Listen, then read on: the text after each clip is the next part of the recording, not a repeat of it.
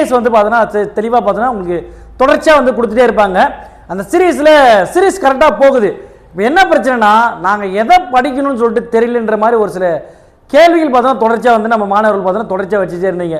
அதன் அடிப்படையில் இந்த பாடத்தை இப்படி தான் படிக்கணும், தமிழ் பாடமா இப்படி தான் படிக்கணும், சயின்ஸா இப்படி தான் படிக்கணும், இங்கிலீஷா இப்படி தான் படிக்கணும்னு சொல்லிட்டு தொடர்ச்சியாக where to study, how to study அப்படி சொல்லிட்டு ஒவ்வொரு சப்ஜெக்ட்டுக்கும் பார்த்தீங்கன்னா தெளிவாக கொடுத்துட்டே வராங்க. அதன் அடிப்படையில் இப்போ கொடுக்கக்கூடிய தலைப்பு என்னவா இருக்குன்னா தமிழ் எப்படி படிக்கணும், தமிழ் எனக்கு தெரியாதா நாங்கள் படிக்கிறதுக்கு நீ சொல்லி தான் படிக்கணுமா அப்படின்னா அதில் ஒரு சின்ன ஒரு சூட்சமங்க இருக்குது. என்னன்னா எந்த பாடத்திட்டங்களை தெளிவாக படிக்கணும். நான் வந்து பேப்பர் 1 எழுதுறேன், நான் என்ன படிக்கணும், பேப்பர் 2 எழுதுறேன், நான் என்ன படிக்கணும், நான் படிக்கக்கூடிய தலைப்புகள் கேள்வியாக அமையணும். அப்போ நான் எதை படிக்கணும் அப்படின்ற மாதிரிலாம் ஒரு செக்மெண்ட்டில் பார்த்தா தொடர்ச்சியாக கேள்விகள் தான். கேள்விகள் வச்சுட்டே இருக்கீங்க தவிர அதுக்கான பதில் உங்களுக்கு கிடைக்குதான்னு பார்த்தீங்கன்னா நான் சொல்கிறதுக்கு பதில் ஒழுங்காக போய் சேரல. அதனால தான் சரி ஒரு வீடியோவாக நம்ம போட்டுடலாம்னு சொல்லிட்டு பார்த்தீங்கன்னா பிளான் பண்ணி போட்டோம். ரைட், ஃபர்ஸ்ட் பேப்பர் 1 அப்படின்றவங்க வந்து தமிழை பொறுத்த வரைக்கும் 30 கேள்வி நம்ம கேட்க போகிறாங்க தெரிஞ்சு போச்சு. இப்போ இந்த 30 கேள்விகளுக்கு என்னதான் வரப்போகுது, 6th 7th 8th நமக்கு அவ்வளோதான் போர்ஷன் சொல்லியிருக்காங்க. 1லேருந்து சொல்லியிருக்காங்க, 6லேருந்து 7th வரைக்கும் எவ்வளோ வருது, 1லேருந்தே 8th வரைக்கும் பார்த்தோன்னா 25 கேள்விகள் நமக்கு அதுக்குள்ளேயே அடங்க போகுது.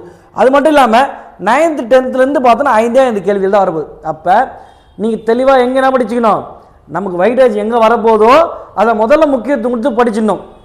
80 நாள் தான் சார் இருக்குது, என்னால் முடியுமா சார், என்னால் முடியுமானா ஏன் முடியாமல் போகுது, நம்மளால் முடியாது நம்மக்கிட்ட கொடுக்கப்படுமா? 80 நாளில் உன்னால் முடியும் தான் எக்ஸாமே வைக்கிறான். அதுவே வந்து என்னால் முடியுமா, நான் படிச்சிட முடியுமானா எல்லாராலுமே எல்லாமே முடியும். நமக்கு திருப்பி ஒரே விஷயம் தான், தெய்வத்தால் ஆகாதினம் முயற்சி தன் மெய்வர்த்த கூலி தரும் சொல்லிட்டு இருக்கும்.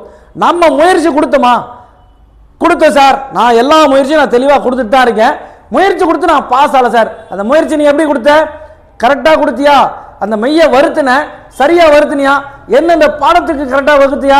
நமக்கு இந்த ஹார்ட் ஒர்க்கு ஸ்மார்ட் ஒர்க்குன்னு சொல்லிட்டு சொல்லுவாங்க. மெய்யை வருத்தணும், அந்த மெய்யை எப்படி வருத்தணும், ஸ்மார்ட் ஒர்க் கரெக்டாக தெளிவாக இதை ஸ்கெட்ச் போட்டு தூக்கணும். அப்படி நீ பண்ணையா, அப்படி பண்ணியிருக்க மாட்டோம். அப்படி பண்ணவங்க எல்லாருமே வெற்றியாளராக இருந்திருப்பாங்க.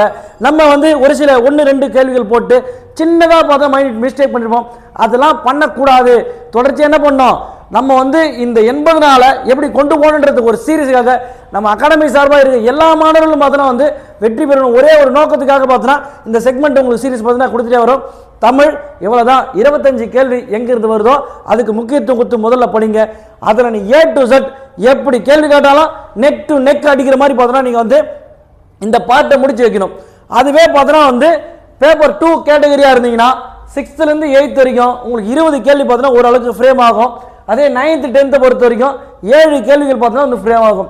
அதே வந்து 11th 12th ஒரு 3 கொஸ்டின் பார்த்தோன்னா வந்து ஃப்ரேம் ஆகும். அப்போ என்ன 11th 12th படிக்க எவ்வளோ நேரம் டைம் எடுக்கும், 6th to 8th படிக்க நமக்கு எவ்வளோ நேரம் டைம் எடுக்கும், 9th 10th படிக்க எவ்வளோ நேரம் டைம் எடுக்கும்னு சொல்லிட்டு ஏற்கனவே படித்து உங்களுக்கு தெரியுதா? அப்படின்னா முதல்ல என்ன பண்ணணும், 20 கேள்வி எடுக்கிறதுக்குனா வேலையோ அந்த வேலையை தெளிவாக முடிக்கணும். இன்னொரு விஷயம் திருப்பி சொல்கிறது தான், என்ன சார் நான் ஃபஸ்ட் மார்க் எடுக்கணும், நமக்கு தேவை பாஸ் மார்க். 80 நாட்களில் என்னது ஒரு நாளைக்கு உங்களுக்கு பார்த்தீங்கன்னா 2 சப்ஜெக்ட் வீடியோ நம்ம அகாடமி சார்பிலே கொடுத்துட்ருக்கோம். 2 வீடியோனாலும் ஒவ்வொரு சப்ஜெக்ட்லேருந்து உங்களுக்கு ஒரு கேள்வி வர மாதிரி நாங்கள் தெளிவாக கொடுத்துட்ருக்கோம். 2 கேள்வினா கூட 160 மார்க் நீ போடுவேன். எக்ஸாமுக்கு விட 150 கொஸ்டின் வைக்க போகிறாங்க. ஆனால் உங்களுக்கு 10 கேள்வி வேணாம். அப்படி நார்மலாக நீங்கள் நம்ம வீடியோ மட்டும் பார்த்தாலே உங்களுக்கு எவ்வளோ கொஸ்டின் வரப்போகுது, 160 கொஸ்டின் நீங்கள் போடலாம் சார், 150 தான் சார். அந்த அளவு உங்களுக்கு டைம் எக்ஸ்ட்ரா இருக்குன்னு சொல்லிட்டு சொல்ல வரேன் நான் உங்களுக்கு. அப்படின்னா உங்களுக்கு இருக்கிற நாட்கள் 10. நேற்று மேம் ஃபோன் பண்ணி சார் எனக்கு 52 வயசு ஆகுது, ஆனால் எங்கள் வீட்டுக்காரர் என்ன சொல்கிறாரு, நீங்கள் எக்ஸாம் கண்டிப்பாக நீ கிளியர் பண்ணி ஆகணும், நீ படி அப்படின்னு சொல்லிட்டு ஒரு ஊக்கம் கொடுக்குறாரு, என்னால் முடியுமா சார் அப்படின்னு சொல்லிட்டு கேட்குறாங்க. ஏன் அவங்களால முடியாது? நான் சொன்னது மேம் உங்களால் படிக்க முடியுமா அப்படின்னா, சார் அதெல்லாம் நீங்கள் என்ன சொன்னாலுமே நான் படிச்சிடுவேன் சார். அவ்வளோதான் மேம், நம்ம என்ன சொன்னாலும் உங்களுக்கு வழிகாட்டுதல் தான் வந்து இல்லாமல் இருக்குது. அந்த வழிகாட்டுதல் நான் இருக்கேன், நீங்கள் படிங்க, தாராளமாக படிங்க.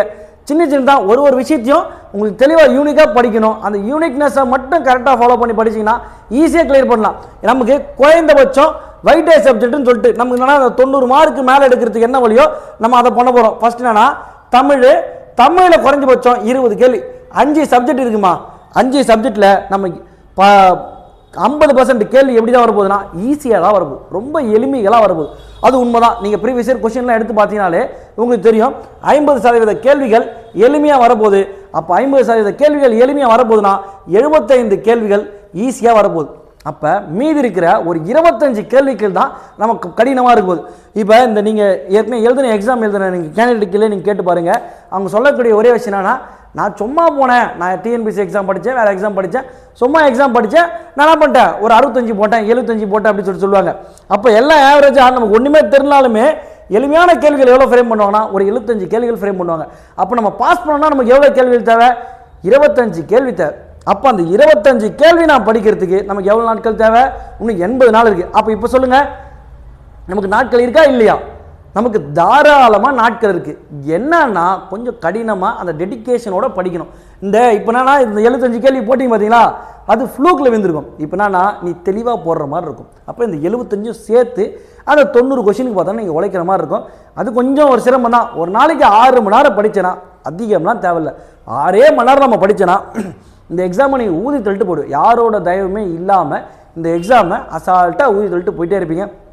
சும்மா டெஸ்ட் ப்ராக்டிஸ் மட்டும் நீங்களே என்ன பண்ணுங்க, ஒரு 3 ஏழு 6வது பக்கம் படிக்கிறீங்களா, ஒரு 50 கொஸ்டின் எடுத்து பார்த்தோன்னா நீங்களே கொஸ்டின் உருவாக்கி எழுதி பாருங்கள். அதை விட நான் பெருசாக இருக்கும் போது ஒன்றுமே கிடையாது. இந்த எக்ஸாமை ரொம்ப ஈஸியாக கிளியர் பண்ணலாம். நம்மளோட பயம், அந்த உள்ள வச்சிருக்க பயத்தை மேலே அவங்க என்ன பண்ணுதுன்னா தொடர்ச்சியாக அந்த கிளியர் பண்ண முடியாமல் அந்த ஒரு குழப்பத்திலே தள்ளி அதை யோசிச்சே நீங்கள் படிக்காமல் இருக்கீங்க. ஃபஸ்ட்டு அந்த யோசனைகளை தூக்கி வெளியில் போடுங்க. என்னால் முடியும், நான் கிளியர் பண்ணி காட்டுவேன், இனி பார் அப்படின்னு ஒரு சபத்தை வைங்க. இல்லை நினச்சிங்க யாரா நம்ம அங்காளி பங்காளி நம்மளை பற்றி கேவலமாக பார்த்துருப்பான், அவனை பற்றி ஒரு நிமிஷம் யோசிச்சு பாருங்கள். இதெல்லாம் எங்கே பாஸ் ஆக போகுது அப்படின்னு சொல்லியிருப்பான்ல, இதெல்லாம் இத்தனை நாளாக அவன் நினச்சி மட்டும் பாரு, உனக்கு எந்த மோட்டிவேஷனும் தேவையில்லை. இதெல்லாம் பாஸ் ஆகுமா அப்படின்னு சொல்லிட்டு நம்ம சொந்தக்காரன் நம்ம அப்பா அம்மா கிட்ட பார்த்தோன்னா விமர்சனம் பண்ணியிருப்பான், நம்ம கணவர்கிட்ட விமர்சனம் பண்ணியிருப்பான். அந்த நபர் நம்ம முகத்துக்கு முன்னாடி எடுத்தாந்து காட்டு, அதோட மோட்டிவேஷன் நமக்கு தேவையா? சரி, அது கூட வேணாங்க. நம்ம குழந்தை ஒரு கடைக்கு நம்ம போவோம். நம்ம அந்த கடைக்கு போகும்போது அந்த குழந்தை ஒரு ஆசைப்பட்டு ஒரு பொருள் கேட்கும். ஆனால் அந்த சூழ்நிலையில் நம்ம அந்த பொருளை கொடுக்க முடியாத சூழ்நிலை நிற்போம்.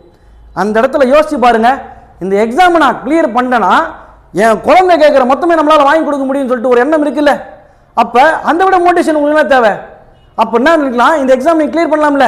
90 கொஸ்டின் போட்டால் நீ கிளியர், அடுத்தடுத்த எக்ஸாம் மூவ் பண்ணிட்டு போயிட்டே இருக்கலாம். நம்ம குழந்தை நம்மளை பற்றி பேசின எல்லாரும் மூஞ்சிலையும் கரிய பூச போகிறோம்.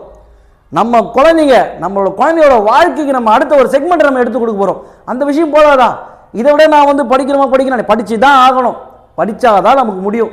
இந்த சொசைட்டியில் நம்ம நிற்கிறோன்னா, நம்ம அங்கீகாரம் பெறணும்னா நமக்கு பக்கத்தில் நம்ம யாருன்றது தான் நீ யாரு அது மேட்ரு இல்லை. நம்ம பக்கத்தில் இருக்க டெஸ்டினேஷன் என்ன, அதை வச்சு தான் இந்த உலகம் நமக்கு கொடுக்குற மரியாதையை தீர்மானம் செய்யும்.